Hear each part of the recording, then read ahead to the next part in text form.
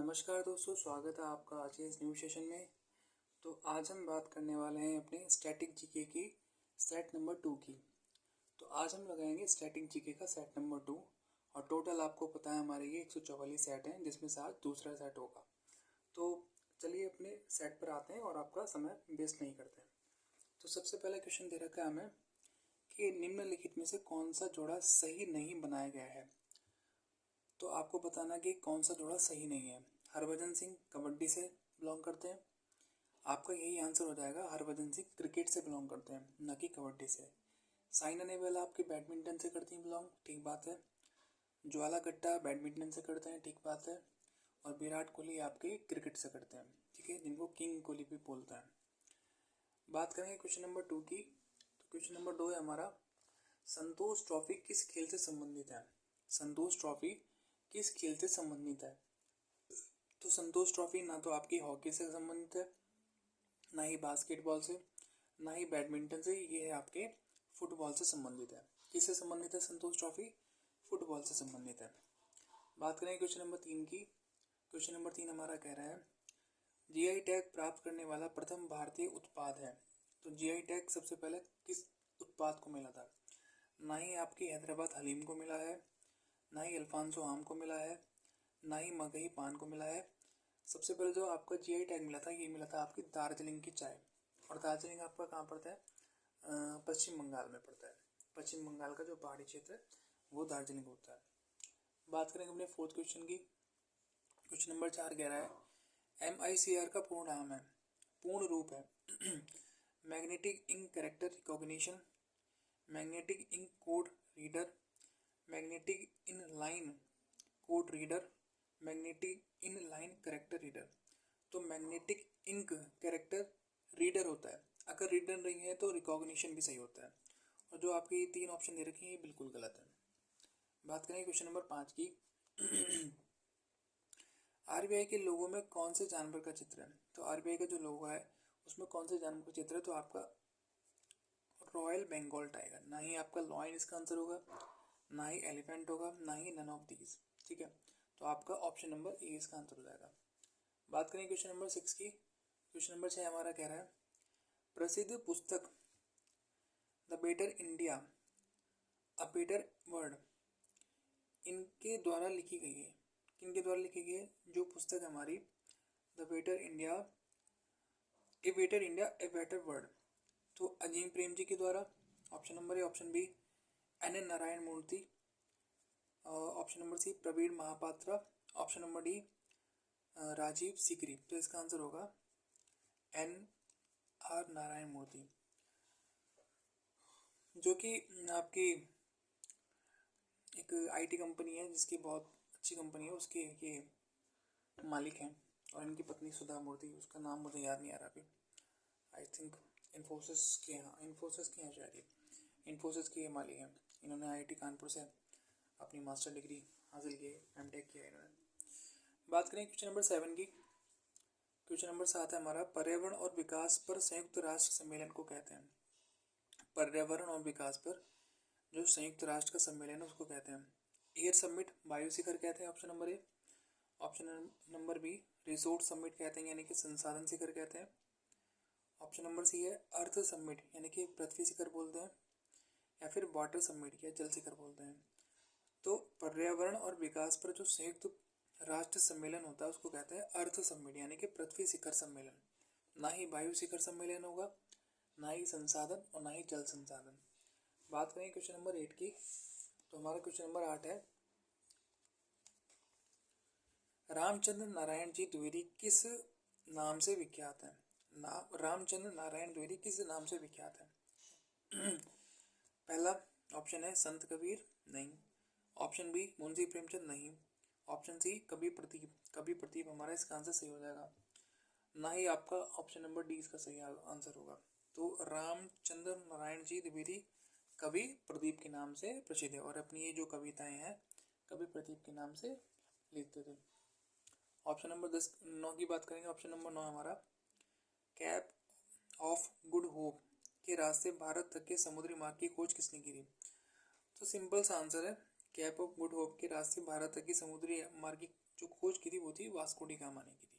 ठीक है, ना ही क्रिस्टोफर कोलंबस ने की थी, ना ही अनुमंडन सेन ने की थी, ना ही जिम कॉर्बेट ने की थी। ठीक है, क्वेश्चन नंबर 10 की बात करेंगे। क्वेश्चन नंबर 10 है हमारा, कौन सुमेलित नहीं है? तो आपको बताना है कि इनमें से ये जो ऑप्शन दे रखे हैं आपको कौन सा सही नहीं है। 16 अक्टूबर विश्व खाद्य दिवस, बिल्कुल सही बात है, ये तो नहीं होगा। 9 अक्टूबर विश्व डाक दिवस, बिल्कुल सही बात है, 9 अक्टूबर को हमारा विश्व डाक दिवस मनाया जाता है। 8 अक्टूबर भारतीय वायुसेना दिवस, ठीक बात है। और 5 अक्टूबर आपका है अंतर्राष्ट्रीय वृद्धजन दिवस, तो ये हमारा आंसर हो जाएगा।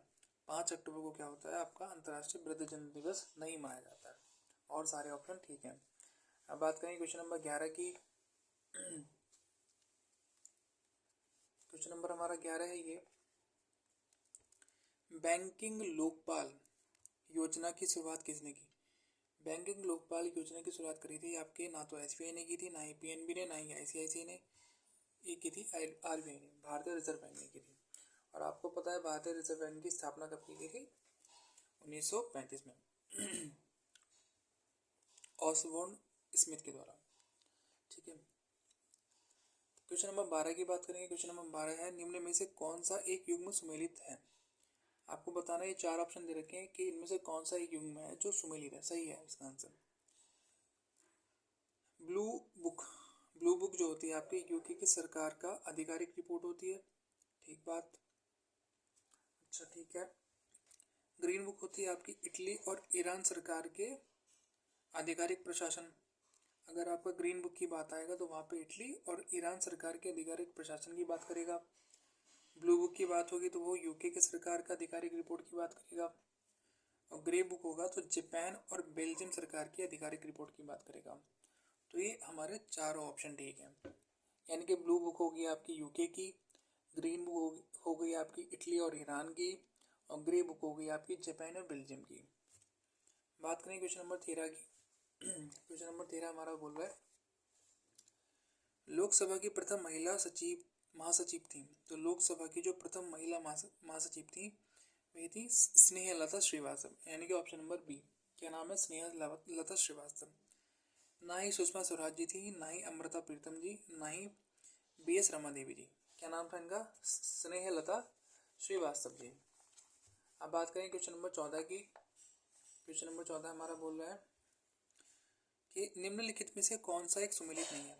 तो आपको ये 4 ऑप्शन दे रखे हैं, आपको बताना कि इसमें से कौन सा सुमेलित नहीं है।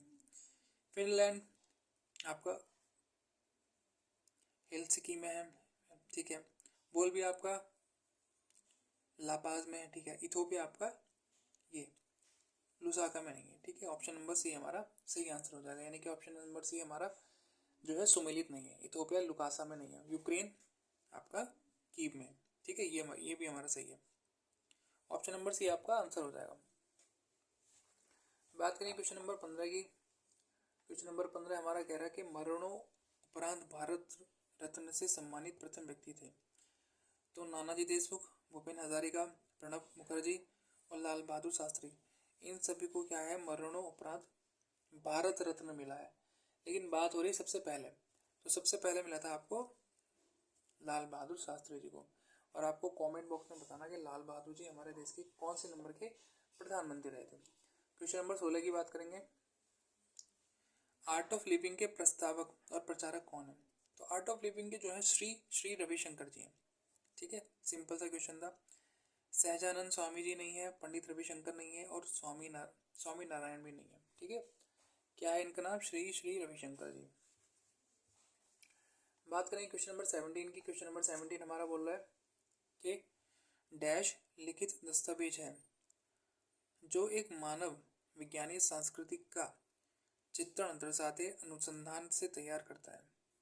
अच्छा, यानी डैश लिखित दस्तावेज है जो एक मानव विज्ञानी संस्कृति का चित्रण दर्शाते अनुसंधान से तैयार करता है। एंथ्रोग्राफी, कल्चरल रिलेटिव्स और एंथ्रोसेंट्रिज्म, एथनोबॉटनी। तो इसका आंसर हो जाएगा ऑप्शन नंबर ए, एथनोग्राफी। क्या ऑप्शन हो जाएगा? ऑप्शन नंबर ए, एथनोग्राफी।